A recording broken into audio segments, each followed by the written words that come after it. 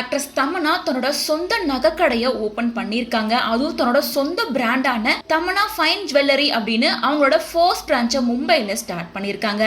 இந்த கடையோட ஓப்பனிங் வந்து ஜனவரி 31, 2026 அன்னைக்கு மும்பையில் செம்ம கிராண்டாக ஓப்பன் பண்ணியிருக்காங்க. ஸோ இந்த கடைக்கு தி அபார்ட்மெண்ட் அப்படின்னு பேர் வச்சிருக்காங்க. மேலும் இந்த கடையோட ஓப்பனிங்க்கு சமந்தா, காஜல் அகர்வால், சித்தார்த் மல்ஹோத்ரா மற்றும் ஆர்யா கான் அண்ட் மிர்னால் தாக்கூர் உள்ளிட்ட பல முன்னணி ஆக்ட்ரஸ் கலந்துக்கிட்டு இருக்காங்க. தமன்னாவோட அப்பாவான சந்தோஷ் பாட்டியா ஒரு வைர வியாபாரி அப்படின்றதும் குறிப்பிடத்தக்கது.